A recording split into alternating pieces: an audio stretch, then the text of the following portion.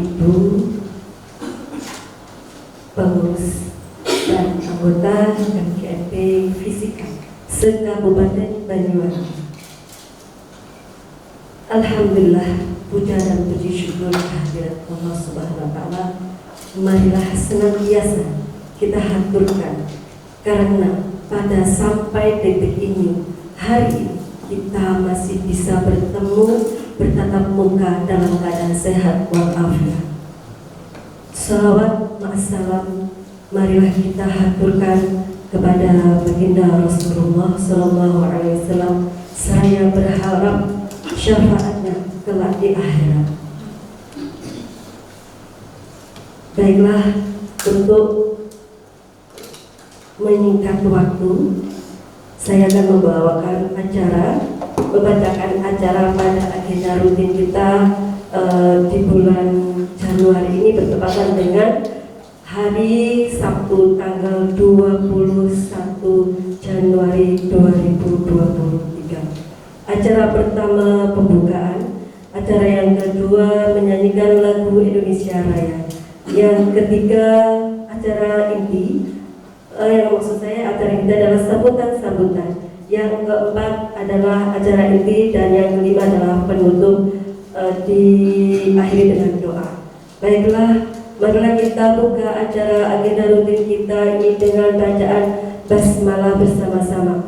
Bismillahirrahmanirrahim. Untuk memasuki acara yang kedua adalah menyanyikan lagu Indonesia Raya. Dimohon hadirin berdiri.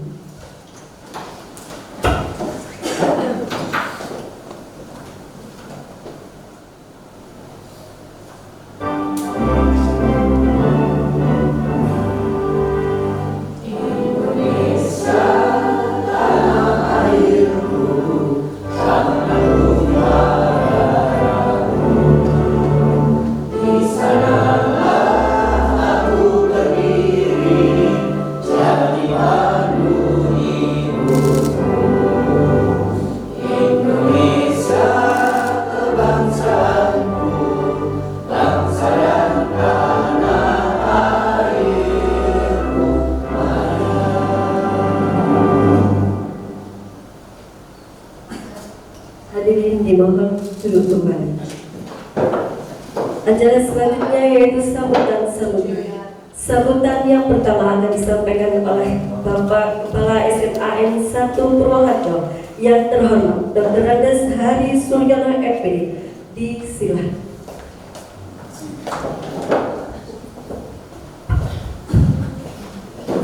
Assalamualaikum warahmatullahi wabarakatuh. Selamat pagi, sejahtera bagi semuanya. Om Swastiastu, Namo Buddhaya, kebajikan. Yang kami hormati pengurus KMP Fisika Kabupaten Banyuwangi, yang saya hormati Bapak Ibu Guru Fisika SMA se-Kabupaten Banyuwangi. Kita bersyukur pada pagi hari ini kita mendapatkan satu nikmat untuk bisa berkegiatan dalam keadaan sehat walafiat. Mudah-mudahan keluarga kita juga sehat semuanya, ya, sehingga kita bisa beraktivitas dengan tenang dan nyaman. Ibu yang kami hormati, atas nama sekolah mengucapkan selamat datang di SMA Purwoharjo ini. Mohon maaf manakala kedatangan jenengan kurang ada sambutan dari pihak kami, atau kami kurang gerapak dan kurang sungana, ya, dalam menyambut Ibu Pak Sumanya. Sekali lagi mohon maaf yang sebesar-besarnya, dan mohon maaf juga kalau ada hidangan yang kurang berkenan, ya, di hati Ibu Bapak Sumanya. Terima kasih pada para tamu yang tadi sudah menjadi tuan rumah, ikut memasang taplak begitu, ya. Terima kasih yang sebesar-besarnya. Perlu kami sampaikan pada Ibu Bapak semuanya, SMA Purwoharjo sekarang ini sedang berupaya untuk berbenah diri sebenarnya, sedang berupaya untuk memberikan layanan maksimal pada anak-anak kita. Kita sudah berupaya memberikan layanan yang maksimal, ya, baik dalam bentuk sarana maupun layanan-layanan yang lain. Perlu kami sampaikan juga bahwa sekolah kita ini untuk layanan internet kita sudah naikkan bandwidth-nya itu dari 300, ya. sehingga satu kelas paralel itu 100 bed, sudah ada 300 bednya ya, kita naikkan supaya apa? Supaya bisa memberikan layanan, sehingga anak tidak akan ada keluhan internetnya tidak bisa untuk download apa saja, bisa aja. Kita berupaya seperti itu, walaupun dana yang dikeluarkan luar biasa banyaknya. Dan di samping itu juga sekolah sudah memberikan satu layanan pada anak-anak. Listrik ini sekecamatan Purworejo miliknya SMA Purworejo. Jadi listrik yang ada di SMA Purworejo ini kapasitasnya sekecamatan Purworejo, karena kita punya gardu sendiri. Sehingga kalau PLN itu mati, SMA Purworejo tidak mati karena punya gardu sendiri. Ini dalam rangka memberikan layanan juga.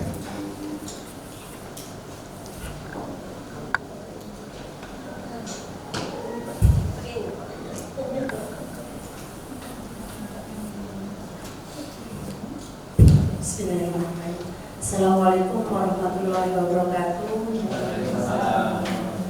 Yang terhormat Bapak Kepala Sekolah SMA N1 Purworejo, Bapak DRS Hadi Suryono. Yang terhormat Bapak Ibu anggota MGMP Fisika Kabupaten Banyuwangi yang berbahagia, izinkan saya mewakili Ketua MGMP Bu Dewi. Kebetulan hari ini lagi ada kepentingan mendadak, jadi diwakilkan ke saya untuk menghadiri MGMP ini. Saya ucapkan banyak-banyak terima kasih sekali kepada khususnya Bapak Hari dan Bapak Ibu dari SMA Purworejo yang telah mengizinkan kami mengadakan pertemuan untuk periode yang pertama ini di semester genap ini di SMA Purworejo. Luar biasa sekali sambutan dari Bapak Ibu di sini dan Bapak untuk acara yang di sini. Mohon izin Pak, ini tadi ada dominasi dari guru beberapa, jadi kita untuk mengawali program kerja pada semester ini diawali dengan diseminasi, kemudian nanti akan disosialisasikan juga program-program kerja nanti yang kira-kira apa saja, dan mungkin itu masukan dari teman-teman sekalian. Mungkin itu ya, yang berapa ini. Jadi di MGP Fisika saat ini sudah ada, kemarin kalau angkatan yang ketiga itu ada Pak Anam, kemudian yang sudah lulus Pak 1, yang kemudian yang di angkatan 7 ini sebenarnya ada yang aktif 3, aktif siapa sih yang kurang SMK? Ya, ada dari SMK. Berarti ada 3 Pak dari SMA. Kebetulan kita berkolaborasi memanfaatkan forum MGMP ini untuk membuat diseminasi seperti itu. Terima kasih sekali Bapak Ibu sekalian yang istilahnya sangat aktif ya, untuk mengikuti pertemuan rutin MGMP kita. Semoga selalu dijadikan ajak untuk musyawarah, untuk saling sharing ilmu, saling silaturahmi, karena menjadi silaturahmi itu memperpanjang usia ya, juga menambah energi positif. Seperti itu. Mungkin itu dari saya sampaikan terima kasih, kurang lebihnya saya mohon maaf. Assalamualaikum warahmatullahi wabarakatuh. Terima kasih.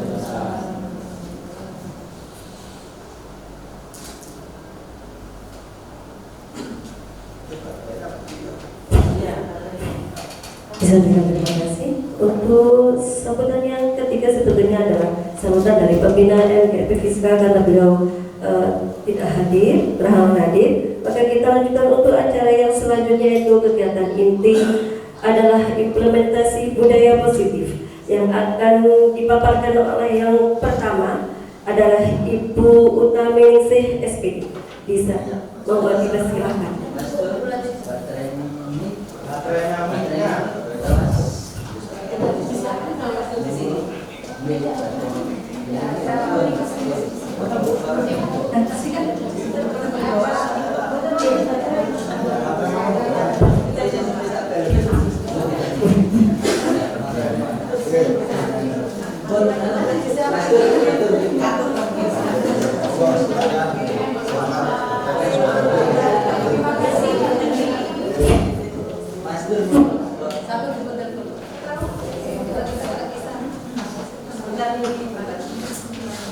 Bapak, Ibu sambil ngopi ngeteh atau teh Assalamualaikum warahmatullahi wabarakatuh. Waalaikumsalam. Selamat pagi Bapak Ibu sekalian. Om Swastiastu, Namo Buddhaya, Salam Kebajikan Rahayu.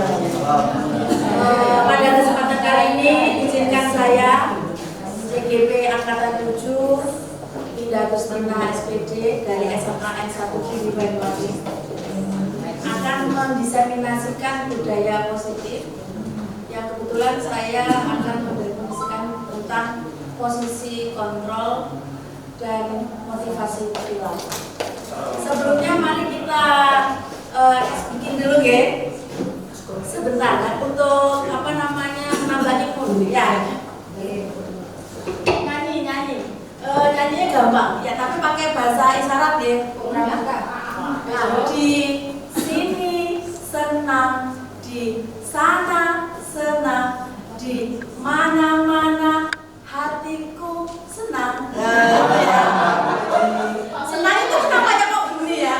Nggak tahu, mungkin bapak-bapak yang paham ya. Kenapa senang itu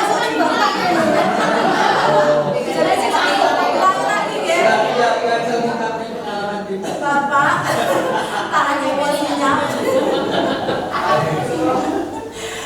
Di sini senang, di sana senang, di mana-mana hatiku senang. Ini kenapa ya? Kita mulai lagi ya. Bapak, ini bapaknya biasanya kan lebih bersemangat ya. Berdiri.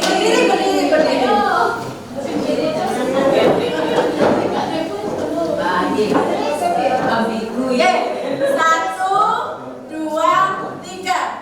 Di sini senang, di sana senang, di mana-mana hatiku senang. Lagi ya. Di sini senang, di sana senang, di mana-mana hatiku senang. Kalau ini ya, la gini ya. Ini ya. La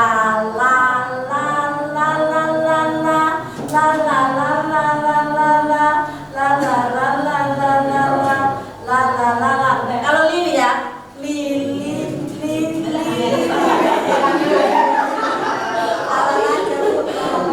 ya tambah li. Ini juga senang kotak nggih. Lo gini, nggak enak, lihat aja. Ini indah. La dulu, ya. La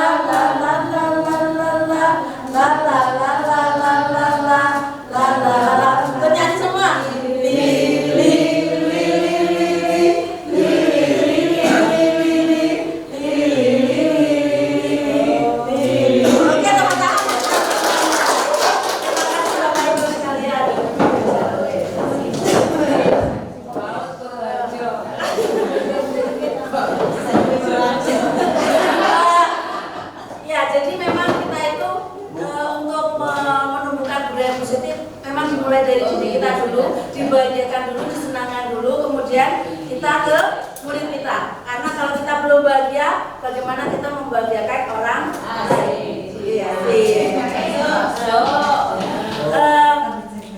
Pengen dong dibiarkan. Sebentar nanti ya. Anak putih Pak. Bapak Ibu sekalian, pertama ini ada pertanyaan pemantik ya. Jadi, apakah motivasi Anda ketika melakukan sesuatu? Apakah dari dorongan diri sendiri, apakah dengan lingkungan atau dari orang lain? Contoh misalkan ketika Anda ingin berangkat sekolah untuk mengajar, itu kita sendiri ya yang tahu apa sih tujuan kita kan gitu ya. Apakah ini dari motivasi diri kita sendiri atau karena memang kita itu harus terpaksa karena lingkungan atau karena orang lain yang mendorong kita. Jadi apapun yang kita lakukan itu pasti ada yang mendorong untuk kita melakukannya, baik itu dari diri sendiri, lingkungan dan orang lain. Berikutnya di sini ada perubahan paradigma. Di sini ada kegiatan. Jadi misalkan Bapak Ibu, ini ada orang yang satu, ya jadi yang anak yang satu atau orang yang pertama ini menyobek kertas, ya, kemudian menuliskan sesuatu, ya, menuliskan sesuatu. Kemudian dia meletakkannya di tangan dan kemudian menggenggam tangan itu. Nah, teman yang satu ini kan pengen tahu apa sih yang ditulis di sini, kan gitu kan pasti ya, pasti ingin tahu. Orang itu kan sering kepo ya. Kepo itu adalah sifat dasar manusia. Rasa ingin tahu itu pasti itu adalah sifat dasar manusia.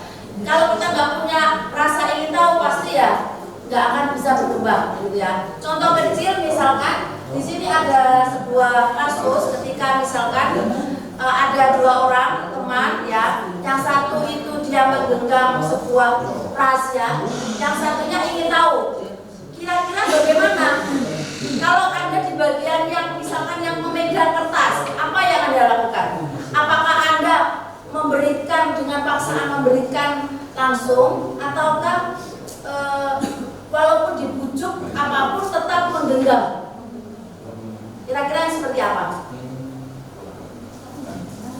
Menggenggam, pasti kan gitu ya, karena ini rahasia. Atau bisa jadi misalkan ini tidak rahasia, hanya ingin tahu seberapa besar motivasi dia untuk membujuk kita. Kan biasanya gitu kan, ada juga seperti itu. Mau ngeprank, wah ternyata tulisannya apa. Jadi itu semua adalah berkaitan dengan teori kontrol. Ya, kitalah yang dapat mengontrol diri kita sendiri. Apakah kita akan membuka genggaman kita atau kita akan tetap menggenggam erat kertas itu. Itu semua adalah sesuai dengan kontrol pada diri kita. Jadi misalkan diaplikasi, diimplementasikan dalam kehidupan sehari-hari. Misalkan kita mempunyai sebuah rahasia besar, rahasia tentang anak kita, anak didik kita, atau rahasia tentang apapun, ya itu semua tergantung kita bagaimana kita mengontrol seperti itu. Oke. Berikutnya, jadi bagaimana sih manusia itu berperilaku? Jadi ada teori motivasi perilaku manusia dari Diana Gosen dalam punya Restructuring School Discipline ya. Jadi ada motivasi eksternal dan internal ya, yang memotivasi perilaku manusia ya. Yang pertama untuk menghindari ketidaknyamanan atau hukuman. Jadi misalkan anak-anak itu berangkat ke sekolah ya, dia itu datang pagi-pagi, belum tentu dia itu karena motivasinya ingin dengan didasari disiplin. Bisa jadi dia karena apa? Takut akan hukuman atau menghindari ketidaknyamanan. Pasti saya dihukum kalau saya nggak datang pagi. Jadi yang pertama itu bisa jadi dia dari motivasi eksternal, yaitu untuk menghindari ketidaknyamanan atau hukuman. Kemudian yang kedua, untuk mendapatkan imbalan dari orang lain atau institusi. Ya, contoh misalkan saya selalu datang disiplin, motivasi saya ingin diapresiasi oleh kepala sekolah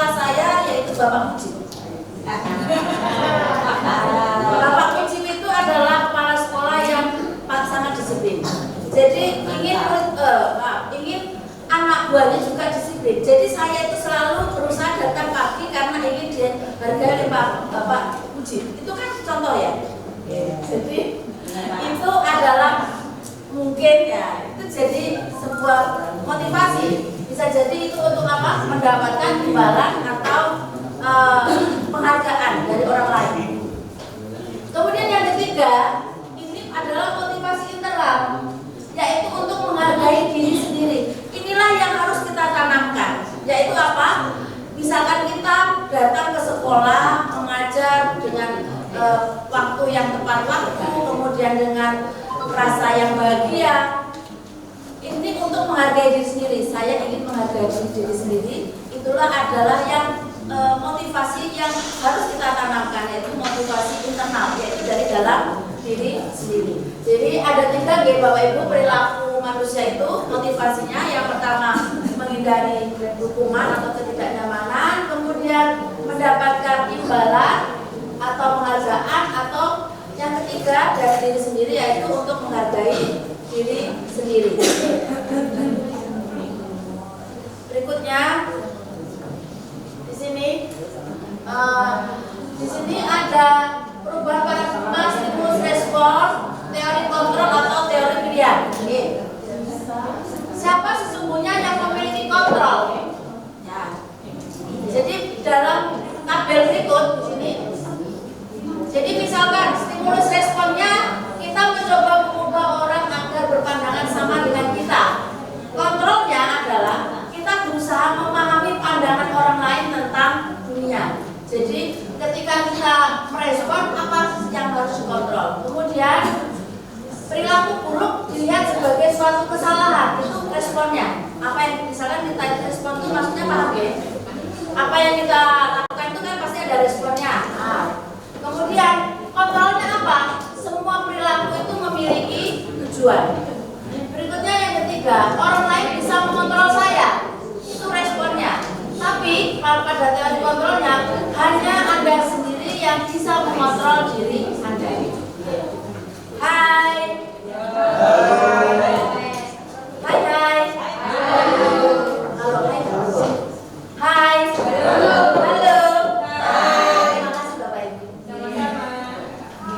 Berikutnya, pemaksaan ada pada saat rujukan gagal. Jadi teori kontrolnya apa? Kolaborasi dan konsensus menciptakan pilihan-pilihan baru. Kemudian model berpikir menang atau kalah. Kontrolnya adalah orang berpikir untuk menang-menang. Nah, itu yang berikutnya. Di sini ini ada tabel disiplin positif. Tadi sudah disinggung oleh pemateri yang pertama Ibu Tami ya tentang teori disiplin. Ya. Di sini saya akan menjelaskan tentang di sini mulai dari teori motivasi kemudian sampai dengan posisi kontrol. Jadi dari sini Anda tidak bisa mengontrol orang lain, hanya Anda yang bisa mengontrol diri Anda. Ya. Kemudian semua perilaku itu memiliki tujuan. Kan gitu ya. Tadi itu saya jelaskan bahwa motivasi orang itu ada 3, yaitu untuk menghindari hukuman, mendapatkan imbalan dan menghargai diri sendiri. Kemudian berlangsung pada apa sih yang ada dalam nilai-nilai kebajikan universal. Ya. Kita dalam melakukan sesuatu harus istilahnya ini berdasar pada nilai-nilai kebajikan universal. Nah, kemudian berikutnya nanti berlangsung pada posisi kontrol, ya, yaitu sebagai penghukum, pembuat rasa bersalah, teman, pemantau atau manajer. Bapak Ibu sekalian, mungkin kadang-kadang kita itu nggak tahu ya posisi kita itu di mana. Apakah kita itu penghukum, pembuat rasa bersalah, teman, pemantau atau manajer? Contoh misalkan seperti ini, anak tidak mengerjakan tugas. Ya. Kemudian anak ini diberikan sanksi untuk menulis sebanyak 100 kali. Berarti posisi Anda sebagai apa? Penghukum kan? Jadi posisi Anda sebagai penghukum. Apakah ini sudah dibenarkan hal seperti itu? Jadi sebenarnya itu ada posisi kita itu ada 5. Tetapi kita itu harus tidak hanya sebagai pembuat rasa bersalah, penghukum, teman atau pemantau saja, tetapi juga harus jadi sebagai manajer. Ya. Contoh misalkan guru A dan guru B, ya, guru A ini misalkan guru yang aktif mengajar fisika, ya. Kemudian dia itu pada hari itu dia tidak bisa mengajar, kemudian digantikan oleh guru B. Ya. Ternyata anak-anak ini tidak memperhatikan guru B karena dia menganggap remeh, karena dia mengganti. Dia lebih nyaman pada guru A. Kemudian anak ini tidak memperhatikan gurunya, tidak juga merespon tugas-tugas gurunya. Kemudian guru B ini melaporkan kepada contoh misalnya kepada wali kelasnya, ya. Wali kelasnya itu menegur anak ini. Kemudian dari teguran ini dia kemudian dikonsultasikan kepada guru B, ya, apa yang terjadi seperti itu, ya. Guru B ini ketika di kelas ternyata dia itu memposisikan dirinya itu mengajar dengan kata-kata, ayolah bantu saya ingin mengajar, maka kalian coba perhatikan saya. Yang saya tanyakan, guru B ini sebagai apa? Guru B ini kira-kira sebagai apa? Penghukum, pembuat rasa bersalah, teman, pemantau atau manajer?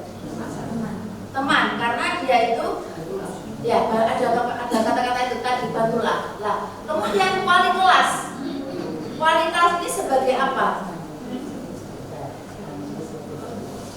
Bisa jadi kan dia ada dua kan ya.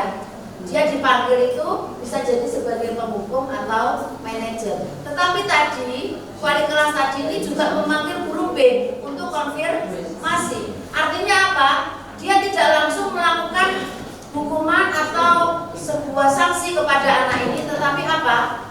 Mencari solusi, mencari sumber apa yang kira-kira terjadi di kelas. Sehingga ketika dia itu melakukan ke anak itu ada alasan, nah seperti itu. Maka wali kelas ini bisa juga disebut sebagai posisi kontrolnya sebagai manajer. Nah, Bapak Ibu sekalian, ya. Tujuan kita jadi guru tidak hanya kita sebagai penghukum, pembuat rasa bersalah, teman, pemantau atau manajer. Kalau pemantau itu seperti apa? Contoh misalkan seperti ini. Anak ini sudah berjanji dia tidak akan mengulangi lagi terlambat misalkan. Setiap hari guru ini memantau apakah dia terlambat atau tidak. Maka dia itu adalah posisi kontrol sebagai pemantau. Jadi yang terakhir adalah manajer. Maka kita harus tanya pada diri kita sendiri, apakah kita sudah sering melakukan posisi kontrol kita sebagai seorang manajer. Jadi kita tidak selalu harus langsung anak ini misalkan datang terlambat langsung kita hukum, ayo kamu nyapu, ya, kamu membersihkan kelas, atau kamu misalkan apa. Nah itu kita nggak boleh seperti itu. Jadi kita harus tahu dulu apa sih penyebab dia sering terlambat atau bagaimana. Yang nanti itu akan disampaikan pada rekan kami, yaitu pada topik restitusi. Nah itu seperti itu. Jadi ketika kita melakukan manajer itu juga harus dibarengi dengan proses segitiga restitusi. Ya. Bapak Ibu sekalian, mungkin itu slide dari saya. Oh, tambahin. Oh ini, sebentar. Ini kan tadi sudah ya. Ini takutnya Bapak Ibu sudah belum ya? Belum. Jadi gini saya tambahin lagi. Nah.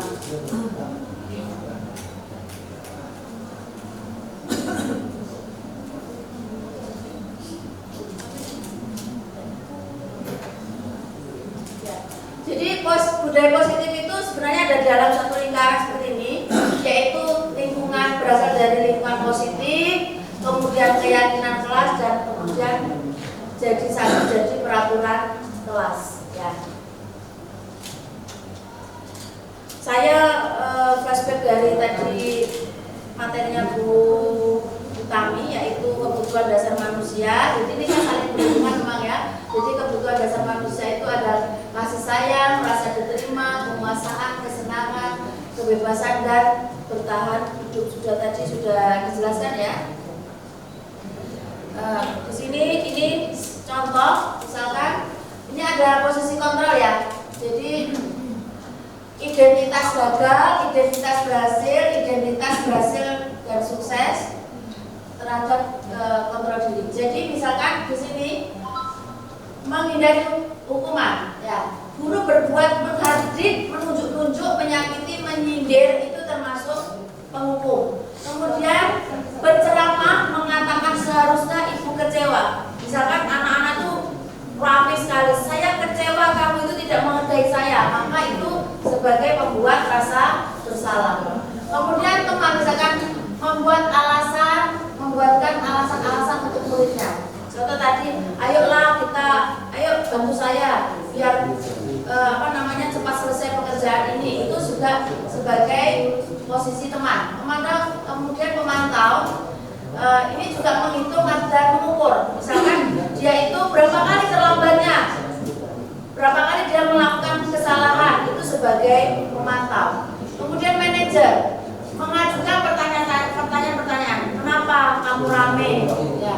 Kira-kira kenapa? Apakah ada yang kurang? Apakah kamu tidak tertarik dengan pelajaran fisika? Itu sebagai posisi manajer. Kemudian ada lagi guru berkata kalau kamu tidak melakukan, awas ya, rasakan. Itu adalah sebagai penghukum. Kemudian pembuat rasa bersalahnya bagaimana?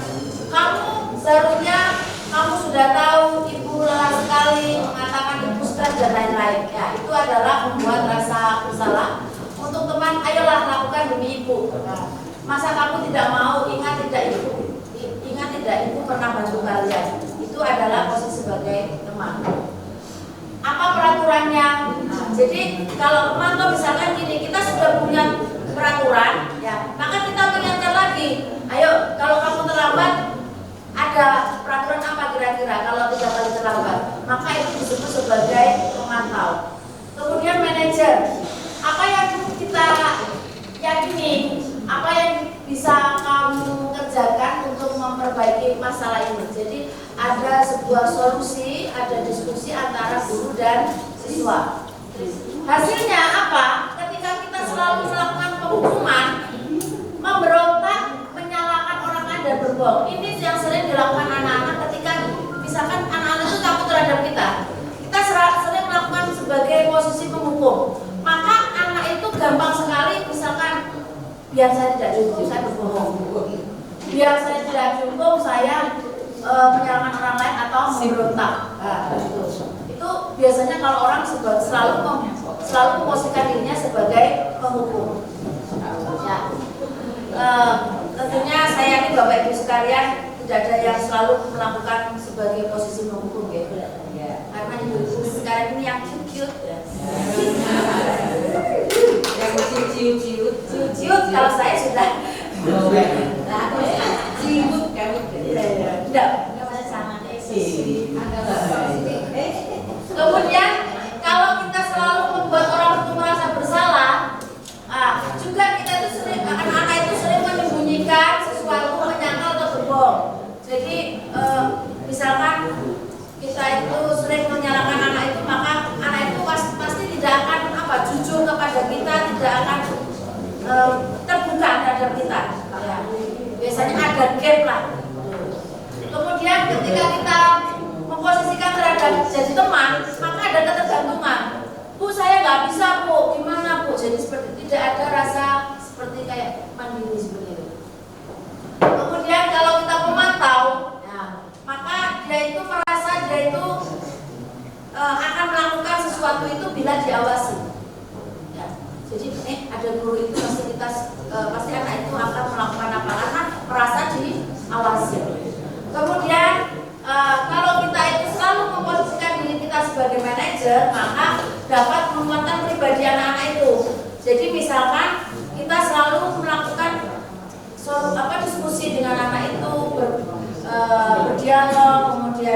ngomong baik-baik, mencari solusi apa kira-kira yang keluarnya seperti itu, maka akan membuat anak itu menjadi apa ya, dihargai, dikuatkan pribadinya, dan misalkan dia melakukan sesuatu itu memang benar-benar dari diri sendiri, bukan dari dorongan orang lain atau lingkungan. Seperti tadi, perilaku manusia itu ada 3 motivasinya, ya, dari diri sendiri, dorongan dari diri sendiri, perilakunya dari orang lain atau lingkungan.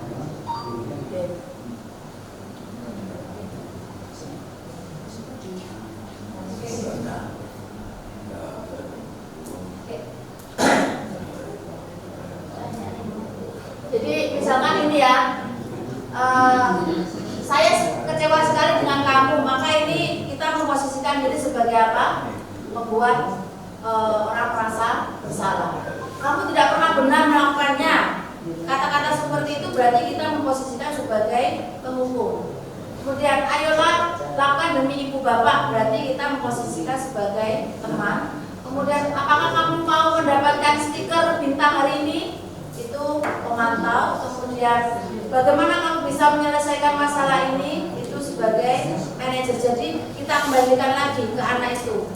Ayo, apakah kamu mau berubah atau bagaimana? Itu memposisikan kita sebagai manajer. Kemudian kamu selalu yang paling terakhir. Nah, itu adalah penghukum. Jadi anak itu selalu ditekan, dijatuhkan seperti itu. Secara tidak langsung kita sebagai penghukum. Nah, Bapak Ibu sekalian, mungkin itu dari saya, materi dari saya, kurang lebihnya saya maaf. Nanti akan dibuka sesi tanya jawab. Saya lanjutkan ke pemateri berikutnya, yaitu Ibu Erni. Monggo. Selamat juga Bapak Ibu.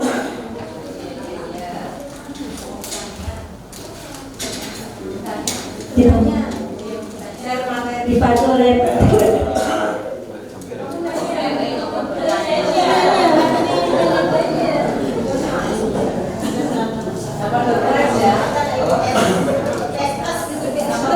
Assalamualaikum warahmatullahi wabarakatuh.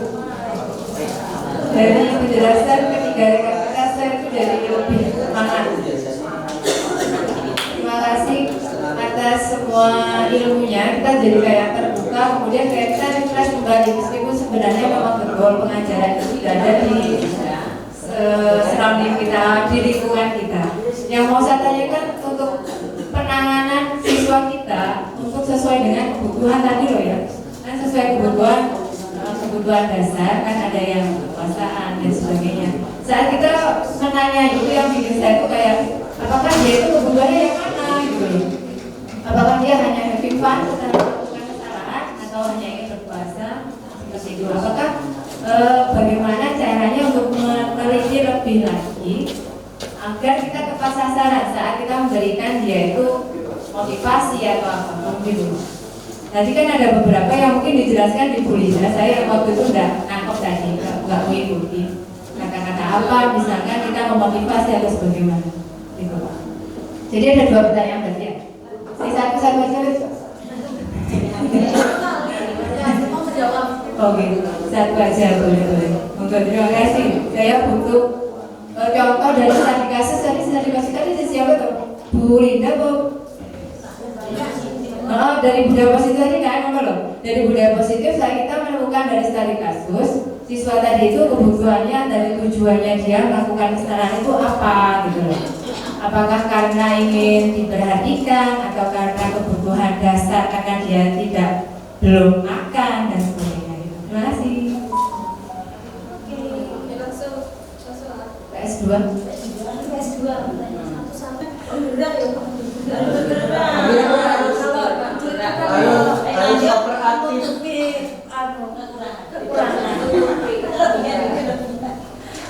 Saya mencoba menjawab pertanyaannya Bu Gida. Terima kasih, pertanyaan yang luar biasa sekali. Sampai saya itu bingung mau menjelaskan.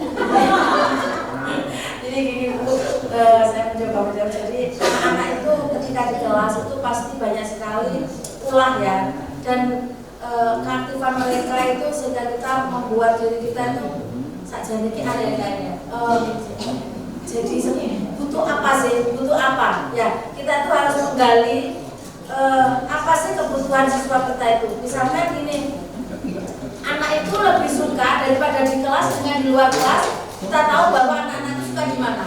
Di luar. Lah itu kan berkaitan dengan kebutuhan dasar manusia. Yaitu apa tadi? Kebebasan kan? Kesenangan, kebebasan itu juga bahwa kodratnya manusia itu ada 5 kebutuhan dasar seperti itu tadi. Kemudian dari perilaku anak-anak itu kita sebagai guru berdasar pada pemikiran Ki Hajar Dewantara kita itu harus menghamba pada siswa. Jadi kita sudah harus tahu kebutuhan mereka apa. Maka kita harus mengontrol diri kita. Tidak hanya kita itu misalkan anak tidak mau menulis karena mencatat karena malas atau apa, berarti kita kan langsung ngejudge anak ini malas. Padahal kan kita nggak tahu bahwa anak ini butuh kebutuhan dasar yang ingin dipenuhi. Untuk itu kita sebagai guru harus memposisikan diri kita bagaimana mengontrol diri kita untuk itu tadi mencari tahu, kemudian melakukan apa? Melakukan diskusi yang disebut sebagai segitiga restitusi. Kebutuhan untuk mengenali apa yang diinginkan itu kita fasilitasi dengan cara kita sebagai segitiga restitusi tadi itu, sehingga anak-anak ini bisa menceritakan apa sih yang diinginkan. Seperti itu.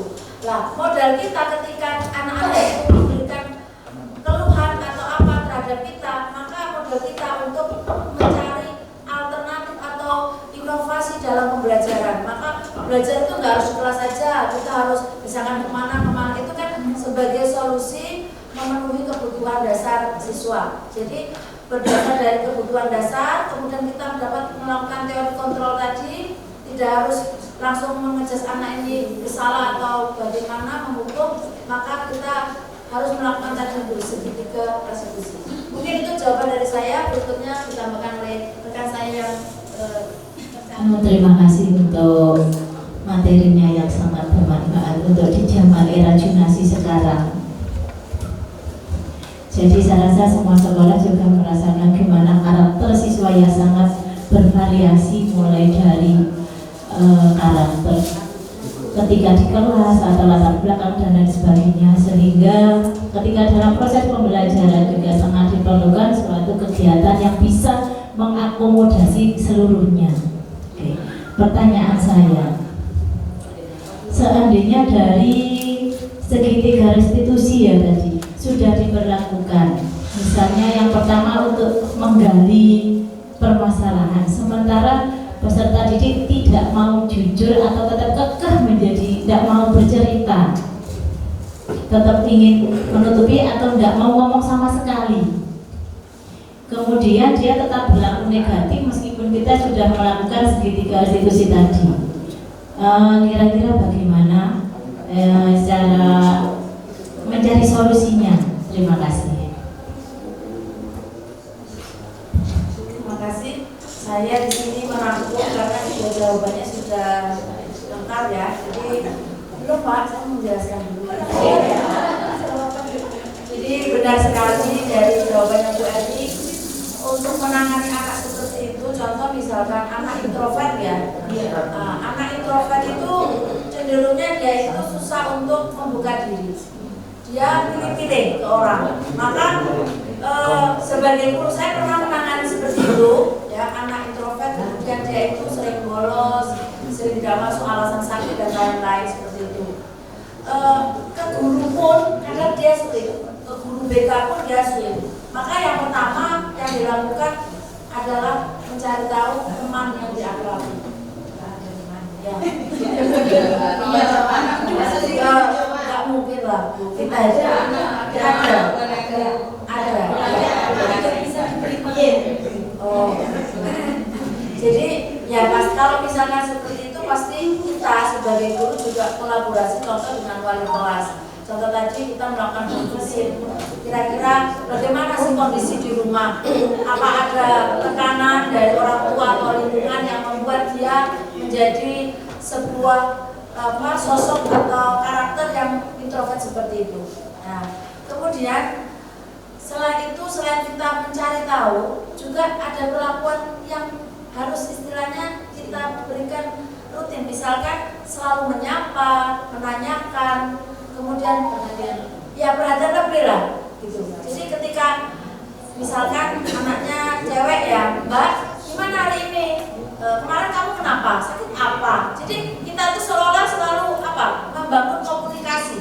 Kita tidak harus selalu misalkan kalau tadi segitiga restitusi itu adalah sebuah media untuk kita tuh menangani. Tetapi misalkan tidak langsung menggunakan segitiga restitusi karena anak itu memang susah untuk membuka diri. Dengan itu tadi kita mencoba karena mengubah karakter orang itu kan sangat susah. Maka kita itu mencoba untuk mencari dan istilahnya berusaha untuk sedikit-sedikit lah. Misalkan dia tadi menyapa, kemudian memperhatikan, sering menyuruh anak itu mencoba memberikan kesempatan, motivasi dan lain-lain. Jadi itu perlakuan budaya kita di sekolah, di kelas, terutama menangani anak-anak yang mungkin untuk perlakuan khusus, yaitu anak-anak yang cenderung introvert seperti itu. Nah, jadi posisi kita bisa jadi tadi itu katanya Bu Eri dan Bu Tami bisa jadi sebagai posisi teman, kemudian pemantau juga melihat kira-kira anak ini seperti apa setiap harinya, dan terakhir adalah posisi sebagai manajer. Jika kita sudah paham dengan hal ini, maka kita bisa menggunakan tadi langkah yang terakhir adalah segitiga restitusi, sehingga kalau misalkan anak itu sudah terbiasa kita ngomong dengan anak itu, mungkin dia sedikit-sedikit lah akan mungkin bisa membuka diri untuk mengungkapkan apa sih yang diinginkan, apa sih yang berubah selama ini gitu. Mungkin itu dari saya. Gimana Bu Amel, apa sudah cukup atau kurang atau bagaimana dari jawaban kita? Ya, sudah luar biasa sekali. Terima kasih. Kalau Bapak, ini tadi saya lebih memperjelas lagi ya. Jadi dari tadi kata-kata kesalahan, belajar dari kesalahan dalam proses segitiga restitusi itu tadi ada tahap namanya validasi kesalahan, Pak. Jadi guru itu kepada siswa harus memvalidasi kira-kira kamu sudah melakukan kesalahan ini. Jadi menggali apa nanti itu dampak berikutnya. Dampak apa yang kamu timbulkan ketika kamu selalu melakukan kesalahan seperti ini. Jadi kita itu menganalisa dari kesalahan itu yang disebut sebagai validasi kesalahan. Jadi lebih ditekankan seperti itu, Pak. Jadi bukan belajar dari kesalahan itu kesalahan, tetapi memvalidasi kesalahan agar tidak terjadi lagi kesalahan yang sama. Kemudian yang kedua itu tadi kata menyesuaikan. Menyesuaikan itu maksudnya saya garis bawahi lagi di pemikirannya Ki Hajar Dewantoro itu ada pemikiran bahwa seorang guru itu harus mengikuti kodrat alam dan kodrat zamannya anak. Jadi seperti sekarang ya, seperti tadi yang dibilang Bu Eri tadi, ketika kita mau berkomunikasi kita nggak harus menunggu berjam-jam, langsung seperti itu pula kita dapat berkomunikasi. Jadi misalkan kita di kelas, anak-anak itu sekarang lebih canggih, Pak. Melakukan kesalahan pun sekarang itu lebih canggih. Contoh misalkan berdasarkan dengan sosmed, atau dia itu pernah gini, Pak, saya pernah cerita, jadi pernah ada pengalaman anak itu pas waktu ulangan dia itu seperti ini canggihnya anak ya, dia ada kayak aplikasi di IG gitu, yang mau jawab soal ini dapat uang berapa, itu ada, Pak, tanpa kita tahu gitu loh.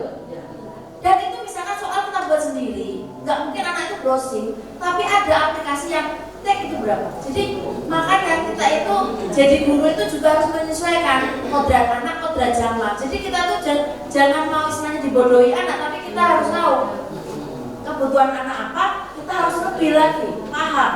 Itu untuk maksudnya menyesuaikan. Mungkin itu, Pak, jawaban dari saya. Terima kasih.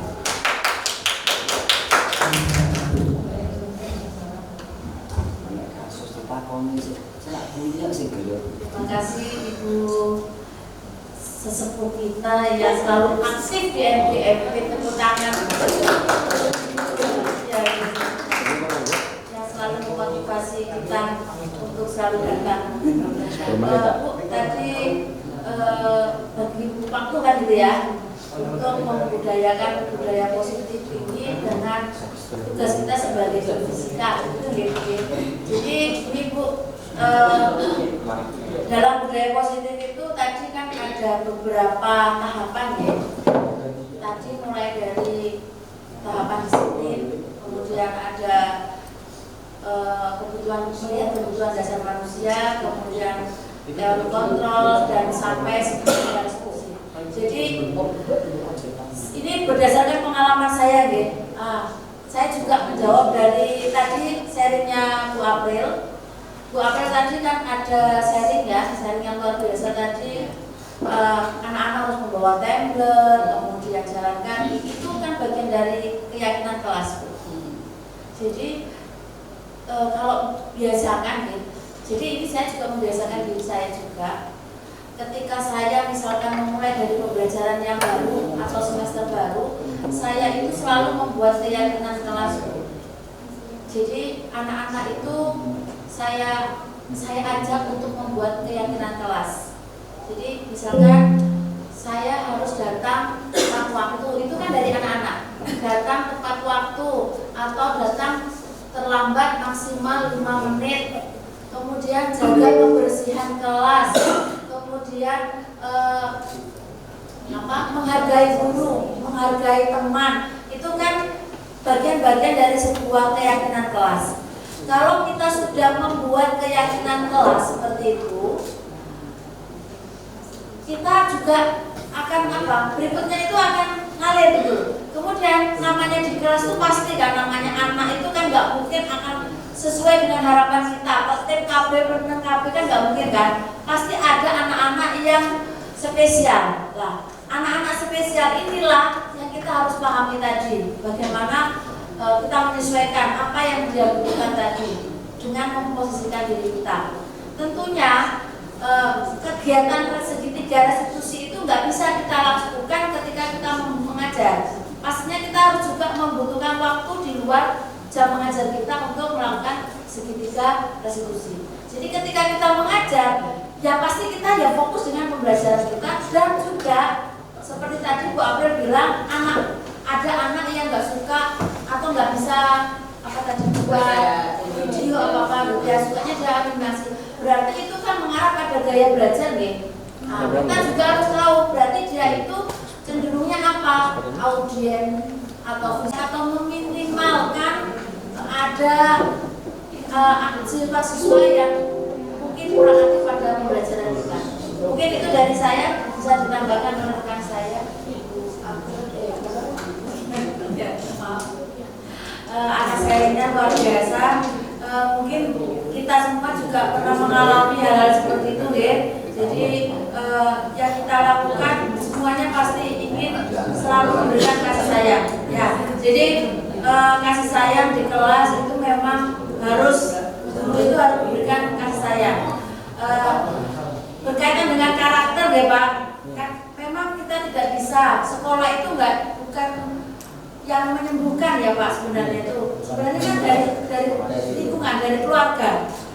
Anak itu berkarakter itu pengaruh besar itu kan dari keluarga.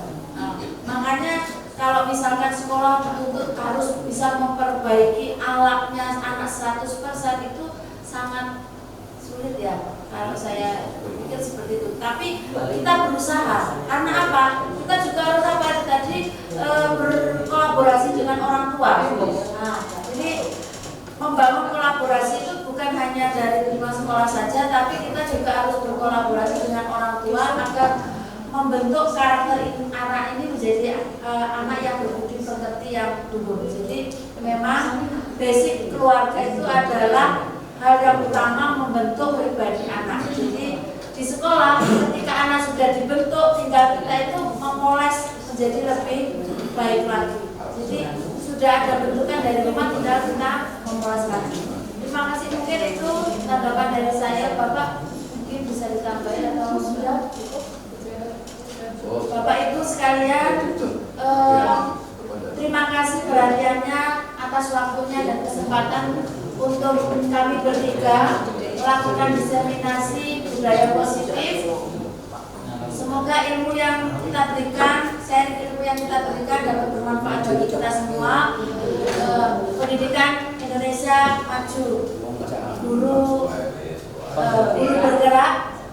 bergerak bersama, Indonesia maju bersama. Terima kasih dari saya. Wassalamualaikum warahmatullahi wabarakatuh.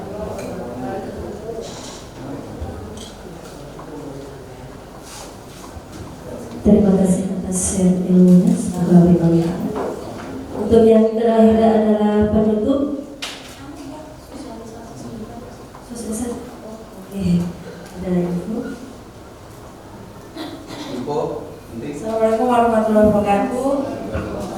Jadi ini yang terakhir Bapak Ibu, saya dapat titipan dari Bu Dewi karena kebetulan beliau tidak bisa hadir karena mendadak ini ada kepentingan bersumber ya.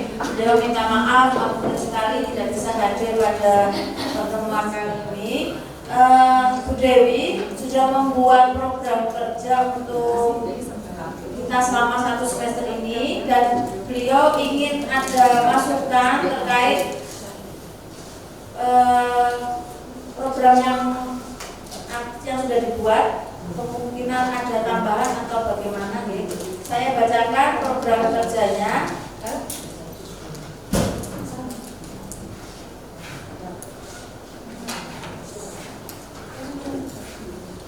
Jadi gini, 1 semester itu kan kita 4 kali pertemuan ya.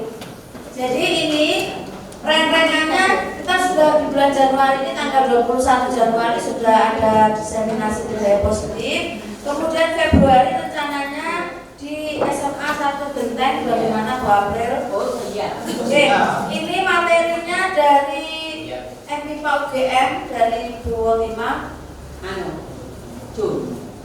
Ini belum tidak ada keterangan ya.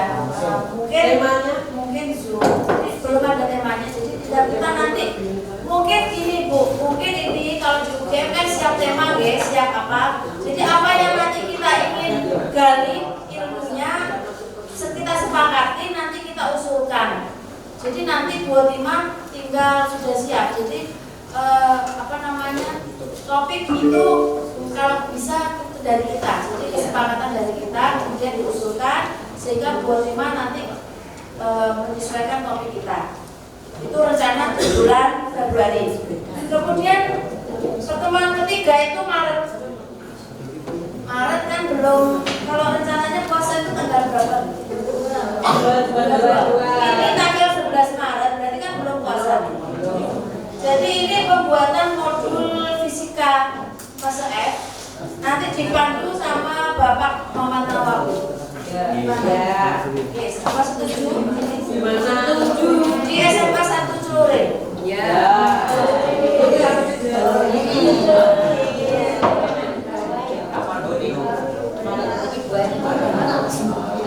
Berikutnya pertemuan April ini sekaligus Oke.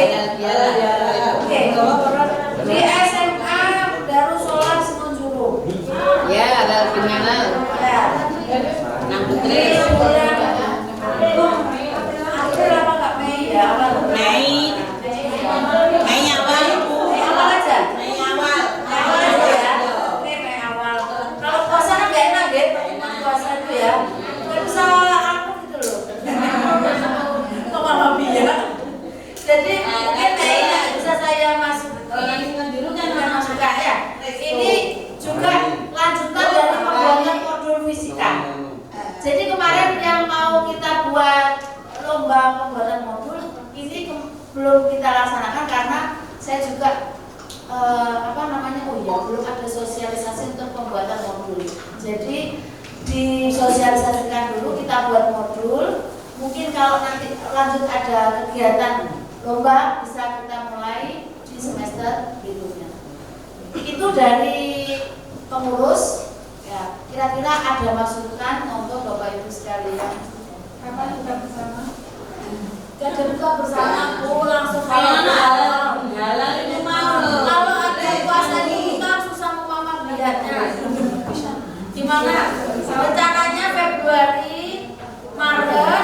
dan Mei Awal.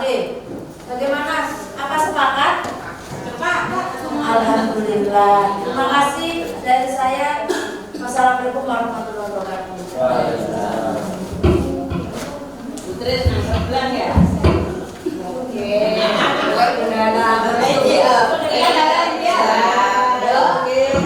Yang terima kasih untuk yang terakhir adalah penutup. Dalam hal ini akan dipimpin berdoa oleh Bapak Samirul Rasa SPD EPD, mohon maaf, pada beliau disilahkan. Setelah ini menuju kafe apa? Baratnya SMA PGRI. Ya, makan siang di sana. Assalamualaikum warahmatullahi wabarakatuh.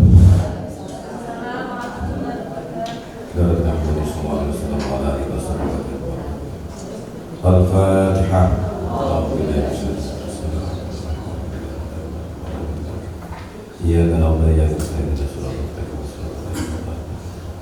Bismillahirrahmanirrahim. Alhamdulillahirabbil alamin. Hamdan syakirin, hamdan na'imin, hamdan yuafi wa yukafi. Ya Rabbal alamin, kama yanbaghi lijalali qawatika wa 'azimi sultanik. Allahumma shalli ala Muhammad wa sayyidina Muhammad.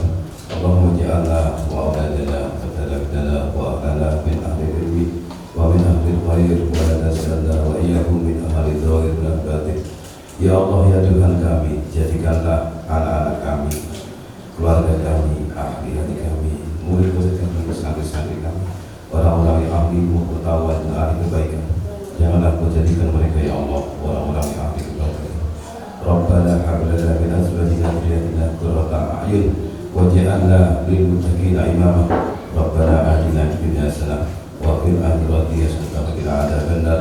Subhana rabbika rabbil izzati amma yasifun wa salamun alal mursalin walhamdulillahi rabbil alamin. Barakatil Fatihah.